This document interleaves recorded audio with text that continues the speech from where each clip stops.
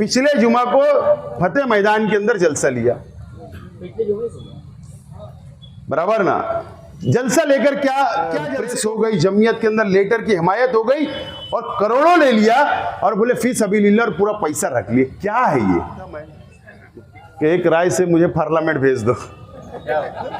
Appeal किया था अखबारात के अंदर के सब एक मंच पे आ जाओ, सब पार्टी के लीडर आ जाओ, मुझे पार्लियामेंट में अब्दुल मजीद सिद्दीकी साहब मंच पे तशरीफ फरमा, हमारे अपने इलाके के तमाम ही जिम्मेदारान मेरे सामने तशरीफ फरमा, तमाम ही बुजुर्ग हजरात, नौजवान साथी, दोस्तों और साथियों, सबसे पहले मैं शकील अहमद जानीबेग साहब और उनके तमाम ही ग्रुप के तमाम ही साथियों का मैं शुक्रिया अदा करता हूं कि आप लोगों ने मेहनत की, जद्दोजहद की और इस मीटिंग को कामयाब बनाया। मैं आप लोगों का बहुत बहुत शुक्रिया अदा करता हूं। वक्त काफ़ी हो गया है, मैं कम वक्त के अंदर मेरी बात रखने की कोशिश करूंगा। आज आप लोगों को, हमारे अपने इलाके के तमाम ही जिम्मेदारान को, मैं ऐसे लोग भी यहाँ पर देख रहा हूँ जो कभी सियासी मीटिंगों के अंदर मौजूद नहीं रहते, लेकिन आज यहाँ पर वक्त निकालकर ऐसे लोग भी हमारे जिम्मेदारान, हमारे मोहल्ले के आज वक्त निकालकर आज हमारी मीटिंग के अंदर बैठे हैं। मुझे बड़ी खुशी हो रही है। आज हम लोग आने वाले असेंबली के इलेक्शन के ताल्लुक से जमा हुए हैं और ये हमारा अपना इलाका है, हमारा अपना घर है, हमारा अपना परिवार है और इलेक्शन की शुरुआत में ही हम लोग ये चाहते हैं कि आप लोगों से मुलाकात हो जाए, आप लोगों से सलाह मशवरा हो जाए, आप लोगों से बातें हो जाए। क्योंकि जब इलेक्शन की शुरुआत होगी तो शहर बहुत बड़ा है, 3,39,000 वोटरों तक पहुंचना है, वोट मांगना है, मेहनत करना है, जद्दोजहद करना है, उसके लिए काफ़ी वक्त लगेगा। लेकिन अपना परिवार, अपना घर, अपना मोहल्ला हम लोगों को पहले मजबूत करना है। इसके लिए आज आप लोगों को यहां पर हम लोगों ने दावत दी, आप लोगों को जमा किया।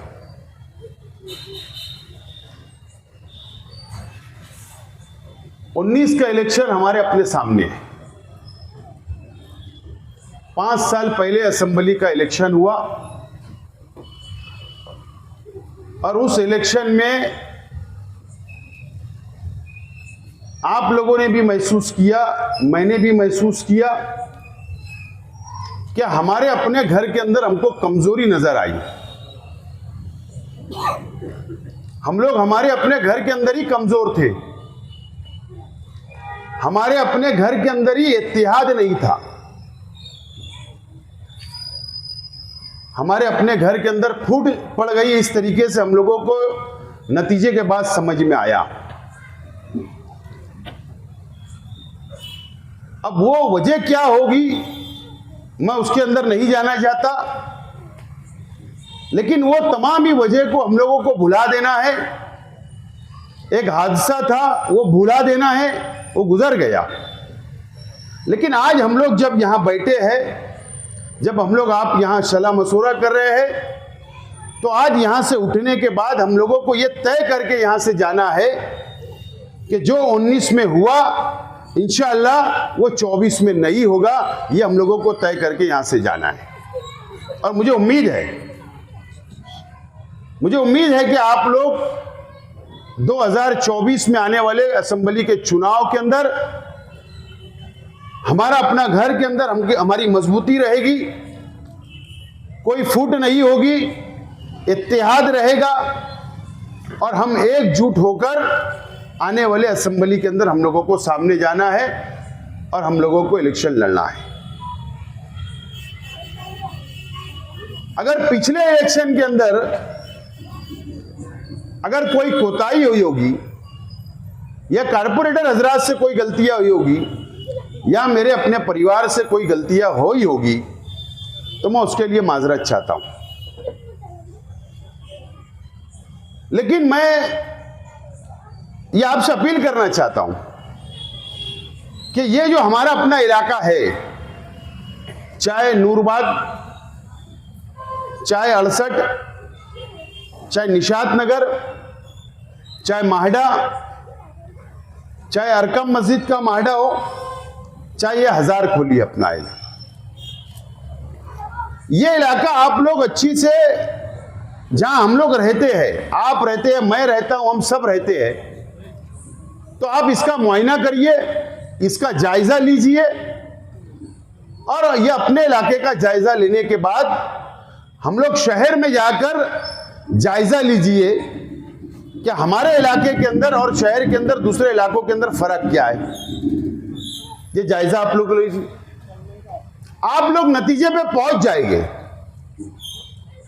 आज शहर के एमएलए के भी इलाका जाकर आप देख लो, या शहर के इलाके के, शहर के एमएलए के उनके अपने कारपोरेटरों को इलाका आप जाकर देख लो और हमारे अपने इलाके कारपोरेटरों को इलाका आप आकर देख ले, आपको वाज़े तौर पर फर्क महसूस होगा कि हम लोग या हमारे कारपोरेटर या हमारे अपने जिम्मेदार आपकी कितनी खिदमत करते हैं और हम हमारे इलाकों के अंदर कितना तामीरी काम करते हैं और कितनी सहूलत देते हैं। आप लोग नतीजे पे पहुंच जाएंगे। हमारा इलाका शहर का सबसे अच्छा इलाका माना जाता है। वहां पे सड़कें अच्छी है, यहाँ पे गटरें अच्छी है, यहाँ पर लाइट है, साफ सफाई का नज़्म अच्छा है, जॉगिंग ट्रैक है, शादी के लिए ऐसे हॉल है, ग्राउंड है। वो तमाम ही सहूलत आज हमारे अपने इलाके के अंदर हम लोगों ने देने की कोशिश की। चाहे आप आयशा नगर चले जाओ, सीमेंट कंक्रीट का रास्ता, मेन आयशा नगर रोड चले जाओ, सीमेंट कंक्रीट का रास्ता। अब आगरा रोड से विक्कुर होटल की तरफ से आ जाओ, सीमेंट कंक्रीट का रास्ता। हजार खोली से आ जाओ, सीमेंट कंक्रीट का रास्ता। नूरबाग से एंट्री करो, सीमेंट कंक्रीट का रास्ता। ये तमाम ही रास्ते, ये तमाम ही सहूलत किसके अपने दौर के अंदर, या कौन दिया है शहर के, इस इलाके के अंदर, यह आज हम लोगों को सोचने और समझने की जरूरत है। कोई कमी नहीं है।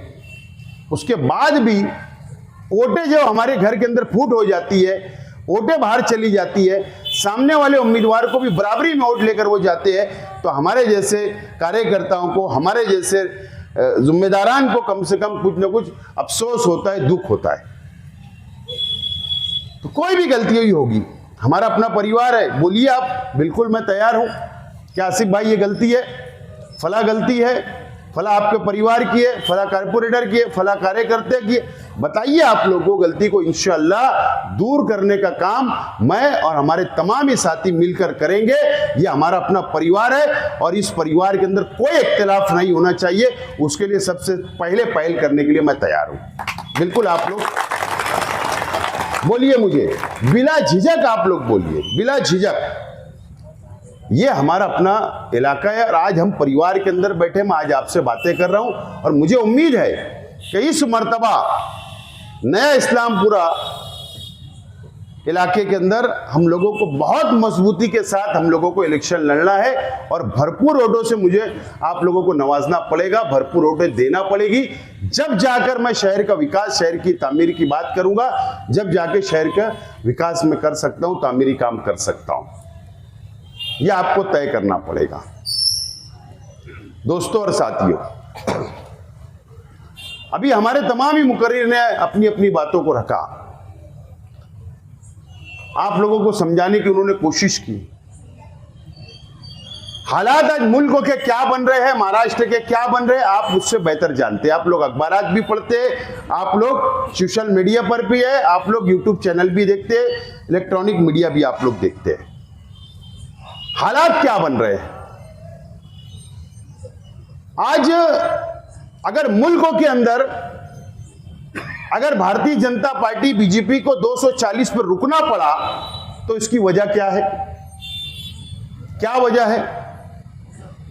अगर रुकना पड़ा तो उसकी बुनियादी वजह यह रही कि ये 10 सालों के अंदर भारतीय जनता पार्टी ने जो अत्याचार, जो नाइंसाफी इस देश के मुसलमानों के साथ की, दलित भाइयों के साथ की, माइनॉरिटी के साथ की, जो नाइंसाफी की, जो जुल्म किया, जो मॉब लिंचिंग हुई या जो काले कानून हमारे खिलाफ बने, उसके लिए हमने बर्दाश्त किया, 10 साल बर्दाश्त किया। वक्त आया, पूरे मुल्क के मुसलमान वन साइड हो गए। दलित भाई, माइनॉरिटी, सेकुलर हिंदू भाई जो इस देश से मोहब्बत करता, संविधान से मोहब्बत करता, एक जगह हो गए और भारतीय जनता पार्टी को 240 पे रुकना पड़ा। ये पार्लियामेंट के अंदर हम लोगों ने देखा, आप लोगों ने देखा। अब मेरा सवाल है, ये पार्लियामेंट का चुनाव अलग होता, असेंबली का चुनाव अलग होता है। अब ये असेंबली का चुनाव है, ये 5 साल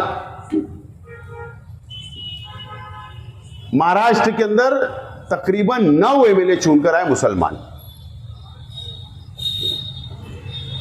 9 एमएलए चुनकर आए, 2 एमआईएम से आए, 2 समाजवादी से आए, कांग्रेस से आए, राष्ट्रवादी से आए, अलग अलग पार्टियों से आए। मुझे बताइए, इस 5 साल के अंदर, अब वो आसिम आजमी को हम लोग छोड़ दे, मुझे बताइए कि कौन से एमएलए ने इस महाराष्ट्र के अंदर मुसलमानों के लिए मजबूत नुमाइंदगी की, बता दीजिए।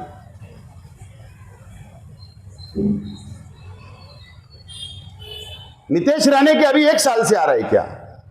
जन आक्रोश, हिंदू जन आक्रोश मोर्चा वो पूरे महाराष्ट्र में निकालने का काम किया, मुसलमानों के खिलाफ जहर उगलने का काम किया। 1 साल में 3 असेंबली के इजलास होते हैं, 3 असेंबली के इजलास होते हैं। 1 साल में 3 असेंबली के इजलास होते हैं, 1-1 महीने का इजलास होता है। कभी आपने सुना कि नीतीश राणे के खिलाफ में किसी मुसलमान एमएलए ने असेंबली के अंदर बोला कि जन आक्रोश हिंदू मोर्चा रोकना चाहिए? या हमारे हुजूर की शान में गुस्ताखियां हुई कि कोई एमएलए ने असेंबली के अंदर खड़े रह के बोला है क्या? या फसादात हुए किसी ने बोला है क्या? किसी ने नहीं बोला। ये 5 साल बिल्कुल खामोश रहे, अपना जाति मुफाद हासिल किया गया और 19 के अंदर हमारे शहर ने जज्बाती फैसला किया। मजहबी शख्स था, जज्बाती फैसला हुआ एमआईएम का, और इस तरीके से एक शहर को दोबारा मुफ्ती इस्माइल साहब को चुनकर असेंबली के अंदर भेजा। उसके अंदर मैं तमाम ही शहर के हर वर्ग के लोगों ने, हर कैटेगरी के लोगों ने, हर तालीम याफ्ता लोगों ने, मजदूर ने, बुनकर ने, तमाम ही मसलक के लोगों ने, सब ने एक राय से उनको वहां बैठा दिया, ऐसा मैं मानता हूं। क्या हुआ ये 5 साल? 5 साल क्या हुआ मुझे बताइए आप। मालूम है आपको, मैं देखो एक बात मैं साफ तौर पर बोलना चाहता हूं। मैं हमेशा सच बोलता हूं। मेरे मुखालिफ भी अगर कोई रहा तो उनके खिलाफ भी मैं झूठ नहीं बोलता, ईमानदारी से बोल रहा हूं, झूठ नहीं बोलता, झूठा इल्जाम ही नहीं लगाता हूं मैं। और जो मालूमात मेरे पास होती है, पुख्ता होती है, दलील होती है, उसी की बात करता हूं।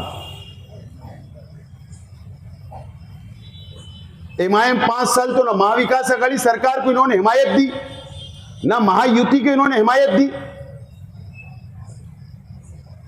फिर इन्होंने वोट किसको किया? 5 साल जब चुनकर आप लोगों ने दिया, शहर के अवाम ने दिया ना, तो तीसरे दिन ये मालेगांव शहर के मुसलमानों का सौदा हो चुका था। तीसरे दिन, आज वोटिंग हुई, कल पोलिंग काउंटिंग हुई, और तीसरे दिन जाकर मुसलमानों का इस शहर का सौदा कर लिया गया था। सिंधे साहब के लोगों ने उठाकर लेकर गया था। करोड़ों रुपए की डीलिंग उस वक्त तो हो गई।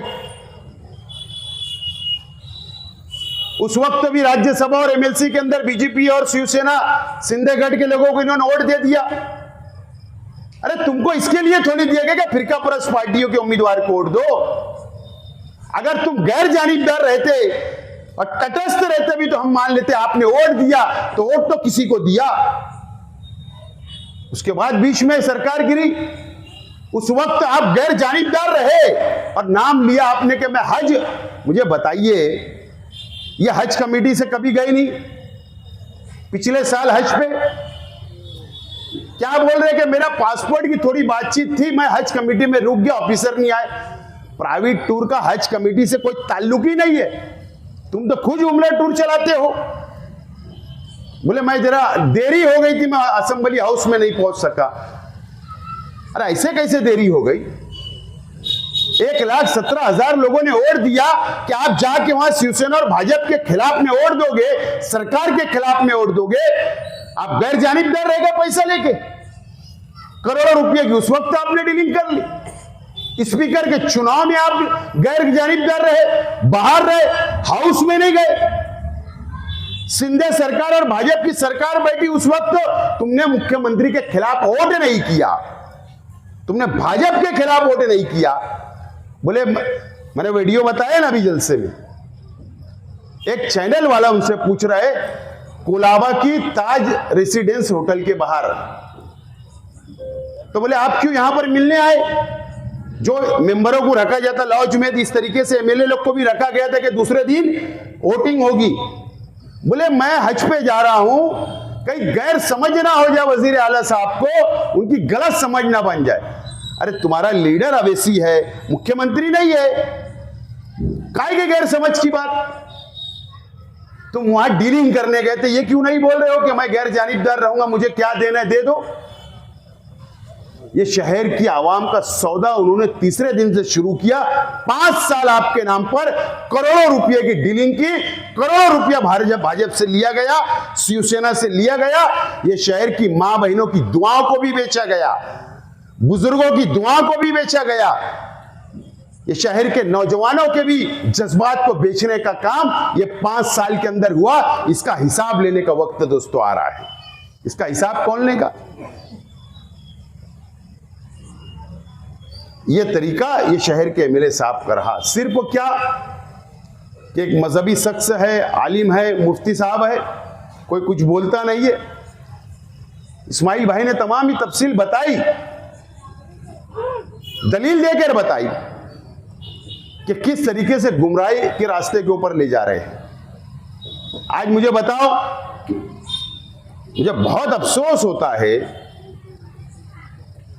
कि मैं आज एमएलए हूं कि एमएलए मुफ्ती इस्माइल साहब है। आज हिसाब उनको देना चाहिए, अदालत में, जनता की अदालत में उनको आना चाहिए, स्टेज लगाना चाहिए। काम बताओ, क्या आपने तीर मारा ये बताओ, क्या आपने नुमाया काम दिया ये बताओ, शहर के नौजवानों के लिए क्या किया, कौन से तालीमी अदारे लाए, कौन सी सेंटर बनाए?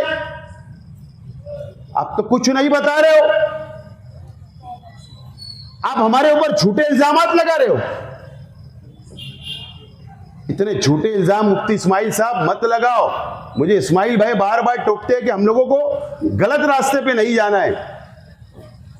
सच मैं बोल रहा हूं, अच्छाई और बुराई की अगर कोई बात करता है तो मैं चैलेंज कबूल करने के लिए तैयार हूं, लेकिन पहले शहर की तमाम ही दीनी तंजीमों ने आकर बैठना चाहिए और उन्होंने बोलना चाहिए कि ठीक है, अच्छाई और बुराई पे इलेक्शन अगर करना ही है तो उसके लिए मैं तैयार हूं। लेकिन अगर मैं जब तैयारी लेकर शहर में निकलूंगा और कुछ सबूत लेकर निकलूंगा तो कल फिर हमारे आलिमों ने रोकना नहीं। शेख आसिफ रुक जा, बस बस, बुराई मत बता। फिर अगर किसी के व्हाट्सएप पे कोई मैसेज जाएगा तो बोलना मत, किसी का फोटो जाएगा तो बोलना मत, वीडियो जाएगा तो बोलना मत। मैं क्या कर सकता हूं ये मुझे मालूम और अल्लाह को मालूम। आज ईमानदारी से अच्छाई और बुराई की तो मुझसे बात होना नहीं चाहिए, ना ये शहर वालों से करना चाहिए किसी ने। नहीं तो मैं ईमानदारी से बोल रहा हूं, जितने लोग मंच पे बैठते एक एक का किरदार ये शेख आसिफ जानता है। लेकिन मैं डेवलप और तामीरी काम पर ही सियासत करना चाहता हूं, वोट मांगना चाहता हूं। मैं भटकना नहीं चाहता और इंशाल्लाह ना भटकूंगा। लेकिन शहर में अगर ऐसी बातें होगी, झूठे इल्जाम लगाओगे तो यह बर्दाश्त नहीं किया जा सकता। ये बर्दाश्त नहीं किया जा सकता। लेकिन अगर इसी के ऊपर इलेक्शन लड़ना है तो मैं चैलेंज कबूल करने के लिए तैयार हूं। आप चैलेंज कबूल करने के लिए तैयार है कि नहीं, आप बता देना। बिल्कुल तैयार हूं, ईमानदारी से बोल रहा हूं, झूठ नहीं बोल रहा हूं। इतने घिनौने चेहरे इन लोगों के, हमारे मुखालिफ लोगों के बैठे, अगर मैंने इनका एक एक का फाल खोलना शुरू करा तो ये स्टेज पर भी नहीं आ सकते, जिम्मेदारी से बोलता हूं। लेकिन हमको रास्ते पे नहीं जाना। मैं यही चाहता हूं कि मुफ्ती इस्माइल साहब, आप तामीरी काम क्या किया आपने बताओ, आपने कौम का सौदा क्यों किया ये बताओ, आपने असेंबली में जाकर क्या किया ये बताओ, ये आप बताओ। बस मैं यही पूछना चाहता हूं। करोड़ों रुपए की डील की वो बताओ, वोट किसको दिया यही बताओ। मैं यही पूछना चाहता हूं। आपसे कोई मैं लड़ाई नहीं करना चाहता हूं, ना आपसे मेरी जाति दुश्मनी है, बस सियासी इख्तिलाफ है, नजरिया अलग है, कोई जाति दुश्मनी नहीं है। आप शहर को विकास और डेवलप की बात करो और उलमाओं ने आगे आना चाहिए। मसलक, तमाम ही मसलक के उलमा आगे आए और ये बोलिए कि नई सियासत तामीरी काम पर बात करो। तैयार हूं तामीरी काम के ऊपर, बिल्कुल तैयार हूं। तो ये शहर को समझना पड़ेगा और शहर को इस जानिब जाना पड़ेगा। आपने मुफ्ती साहब, दादा भुसे साहब है ना, आप आशीर्वाद थे, आपको आशीर्वाद उनका था, आप बाल साफ करके तुमने भी आशीर्वाद उनको दिया शिवाजी पुतले के पास। क्या नुकसान हुआ दादा भुसे साहब से, ये शहर को ये तो बता दो, कितना नुकसान आपने करवाया। आज बताओ, कल रात में बारिश हुई, क्या हालत है पूरे शहर की हालत, अब बता दो। चल सकते हैं आप, घूम सकते हैं, गाड़ियां लेके घूम सकते हैं, बताइए आप। नहीं बता सकते। मुफ्ती साहब, शहर को 800 करोड़ रुपए की कर्ज के अंदर कारपोरेशन को तुमने डाला, सिर्फ चंद पैसे के लिए, जाति मुफाद के लिए, टक्के के लिए। आपको टक्का मिलता गया, हिस्सा मिलता गया। आपने दादा भुसे को पूरी कारपोरेशन लूटने का मौका दे दिया और पूरा वह शख्स ने लूट डाला और अपना इलाका डेवलप कर लिया और ये इसको खंडर बना दिया। इसके जिम्मेदार तुम हो। प्रशासक राज तुम्हारा है, प्रशासक तुम्हारा है। तुमने क्या किया इस शहर के लिए, डेवलप के लिए, बताओ। जाओ 14 नंबर वार्ड देखो, गोल्डन नगर का इलाका देखो, क्या हालत है जो वहां की। आज नयापुरे की गलियां कैसी, आप बता दीजिए। सीमेंट कंक्रीट रोड की है क्या, क्या हालत है वहां पर। कब्रस्तान की रोड देख लो, मिल्लत मदरसे के पास क्या हालात आज अब देख लो, कितने खस्ता हालात है। आपने दादा भुसे से, आपने अपने जाति मुफाद के लिए दादा भुसे को लूटने दिया कारपोरेशन, उसका जवाब आप दे दो। आपको जवाब मुफ्ती इस्माइल साहब देना पड़े आने वाले दिनों के अंदर, और मुझे उम्मीद आप देंगे। और नहीं तो कम से कम शहर की आवाम से माफ़ी मांगो। आप माफ़ी मांग लो। मुफ्ती साहब, ये जो मीटिंग है ना, हमारे मुखालिफ को मैं बोलना चाहता हूँ, इस वार्ड की मीटिंग है, सिर्फ आधे वार्ड की। ये मुकामी लोग बैठे हैं, अब इनको ये नौबत आ रही है कि मीटिंग नया इस्लामपुरे में है तो पूरे शहर के लोगों को वहां बुलाया जा रहा है। ये नौबत आ गई कि किले में मीटिंग है तो पूरे शहर के लोग पहुंच रहे हैं। ये नौबत आ गई कि तहजीब स्कूल के अंदर मीटिंग है तो पूरे शहर के लोगों को बुलाया जा रहा, और तुम पे हम पे इल्जाम लगाते कि खाना बनाते तुमको भी डेग चढ़ाना पड़ रही है। ये नौबत आ गई, ये नौबत आ गई मुफ्ती इस्माइल साहब। आपको सब तरफ बुलाना पड़ रहा है, मेहनत करना पड़ रहा है, जद्दोजहद करना पड़ रहा है। पार्लियामेंट में बोला था मैं कि एक राय से मुझे पार्लियामेंट भेज दो। अपील किया था अखबारात के अंदर के सब एक मंच पे आ जाओ, सब पार्टी के लीडर आ जाओ, मुझे पार्लियामेंट का उम्मीदवार बना लो, मैं पार्लियामेंट लड़ता, चुन के आ जाता, वहां चला जाता, तो इतनी तकलीफ तुमको उठाना नहीं पड़ती। बराबर है ना, चला जाता था वहां। लेकिन तुमको तो जमीयत के नाम पर सुबह बच्चों से माल लेना था, फी सबीलिल्लाह। बोले हम फी सबीलिल्लाह कर रहे, पता है तुमको, सुबह बच्चों से इन्होंने पैसा लिया, उनके वर्करों को भी नहीं दिया। बोले यार अपने को फ्री में काम करना है। वो सबूत मैं नहीं, दूसरी पार्टी वाले इलेक्शन में भी लाने वाले सामने। रिकॉर्ड लाएंगे, रिकॉर्ड शोभा बच्चों भी झुटला नहीं सकती, उसका लड़का भी झुटला नहीं सकता। ले लिए, बोले जमीयत का स्टेज लग गया, जमीयत की प्रेस हो गई, जमीयत के अंदर लेटर की हिमायत हो गई और करोड़ों ले लिया और बोले फी सबीलिल्लाह और पूरा पैसा रख लिए। क्या है ये मुफ्ती इस्माइल साहब, क्या है ये, मुझे बताइए। मैं जमीयत, मैंने इससे पहले भी कहा कि मैं मसलकी तौर पर ज़्यादा नहीं बोलता या दीनी तंजीमों को नहीं बोलता, लेकिन मैं एक सवाल है, देखो ये 2 दिन पहले तक, पिछले जुमा को इन्होंने क्या किया, पिछले जुमा को ना, पिछले जुमा को फतेह मैदान के अंदर जलसा लिया, बराबर ना। जलसा लेकर क्या जलसे का उन्वान था, जमीयत को बचाने के लिए, बराबर, खूब तारीफ की है उन्होंने। और 2 दिन के बाद जमीयत पर 2.25 करोड़ रुपए का इल्जाम मुफ्ती इस्माइल साहब आपने लगाया। 2 दिन बाद आपको जमीयत की याद नहीं आई, 2.25 करोड़ रुपए का तुमने इल्जाम लगाया कि इसके अंदर भ्रष्टाचार हुआ है। तुमने पूरा हिंदुस्तान के अंदर, मुल्कों के अंदर जमीयत की बदनामी कर दी। तुमने पूरी तरीके से जमीयत को एजेंसियों के नजर में लेकर आ गए। अब इसका जवाबदार कौन? तुमने तो अमाउंट बोला है 2.25 करोड़, तुम तो एजेंसियों को बता रहे रास्ता कि ये जाओ वहां पर, ऐसा है वहां पर जाकर जाओ, उन पे कार्रवाई करो, इस तरीके का तुम उनको रास्ता बताने का काम कर रहे हो। आप जब जमीयत की हमदर्दी नहीं थी, क्यों? इसके लिए कि सिर्फ जमीयत की सदारत तुमको रियासत की नहीं मिली तो जलबला के अपनी जाती मुफाद के लिए पूरी जमीयत को तुम मुजरिम बता रहे हो। तो ये कौन सा इंसाफ है? ये कौन सा इंसाफ है? तो तुमने एजेंसी को रास्ते किसने बता रहे? तो आप बता रहे हो। जमीयत को आप बदनाम कर रहे हो, जमीयत पे आप 2.25 करोड़ रुपए का इल्जाम लगा रहे हो कि जमीयत में ऐसा होता है। आप जमीयत पे इल्जाम लगाकर एजेंसियों की नजर में जमीयत को ला रहे थे, इसके जवाबदार आप हो। तुम कहां जा रहे हो? तुम भटक चुके हो सिर्फ कुर्सी के लिए, एक एमएलए की कुर्सी, एक जमीयत की रियासती कुर्सी, और ना जाने कितनी कुर्सियां आपको चाहिए। आपको मुबारक हो, लीजिए वो कुर्सियां, लेकिन कम से कम ये शहर को हिसाब दे दो। तुम्हारे 5 साल का, मैं यही चाहता हूं।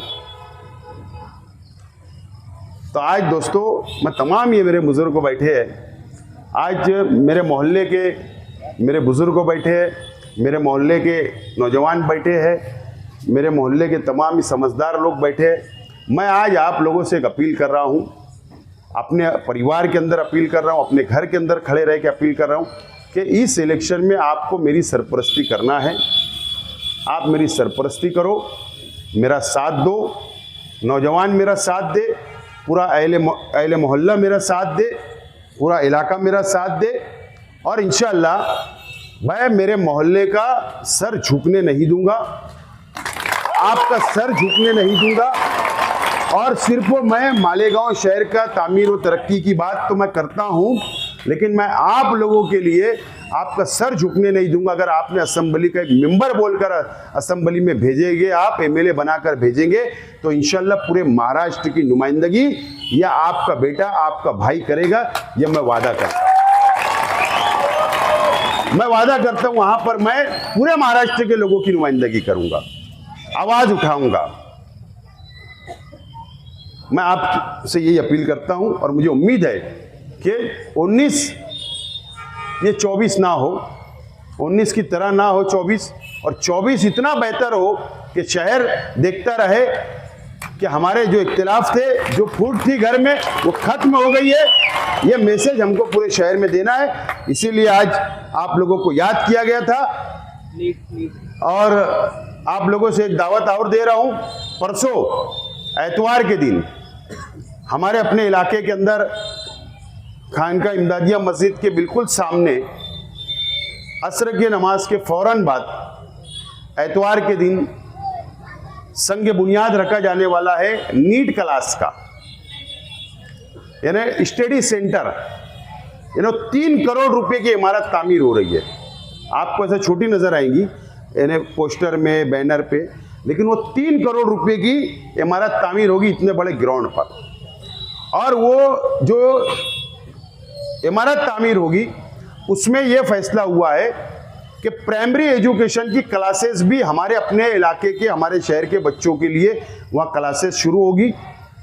हाई स्कूल की क्लासेस, वहाँ पर ट्यूशन क्लासेस चलेगी, वहाँ पर आला तालीम के लिए क्लासेस चलेगी, वहाँ पर नीट के लिए क्लासेस चलेगी स्पेशल, GAA के लिए क्लासेस चलेगी स्पेशल। और ये तमाम ही क्लासेस ये शेख रशीद साहब के नाम से वो क्लासेस होगी। और ख़ास बात ये रहेगी कि इसमें no profit no loss, no profit no loss के ऊपर सिर्फ पगार निकल जाए टीचर का, मेंटेनेंस निकल जाए, अखराजात वहाँ के निकल जाए, उसके अलावा फीस ज़्यादा नहीं होगी, एकदम नॉमिनल फीस के अंदर हम हमारे बच्चों को तालीम देंगे, एजुकेशन देंगे। इसके लिए एक बहुत बड़ा काम शहर के लिए और हमारे अपने इलाके के लिए उसका संग बुनियाद 13 तारीख बरोज एतवार को असर के नमाज के फौरन बाद रखा जाएगा। आप तमाम ही लोग जिस तरीके से यहाँ पर आए वहाँ पर भी आइए और इंशाल्लाह उसको 1-2-3 महीने के अंदर मुकम्मल करने के बाद आइंदा तालीमी साल से हमको शुरू करना है, ताकि हमारे अपने इलाके, हमारे शहर के बच्चे और बच्चियाँ वो यहाँ पर बाहिफाजत, वहाँ पर जो है ऑडिटोरियम भी रहेगा 200 चेयर का, 8 रूम रहेंगे, गार्डन रहेगा अलग से लड़कियों के लिए, लड़के के लोग के लिए अलग से गार्डन रहेगा, वहाँ पर एक कैंटीन अंदर होगी, CCTV लेस होगा, फर्नीचर होगा, स्टाफ रूम अलग होगा, प्रिंसिपल रूम अलग होगा, स्टाफ रूम, सब सहूलत, तमाम इतर सहूलत जो दूसरे इलाके में नहीं है, शहर में कहीं नहीं ऐसी सहूलत, वो सहूलत मिलेगी, ताकि हमारे बच्चों का मुस्तकबिल बनाने के लिए हमने कदम उठाया है। और ऐसे बहुत सारे कदम हम उठा सकते हैं, अगर आपने ताकत दी तो इंशाल्लाह आप लोग वहाँ भी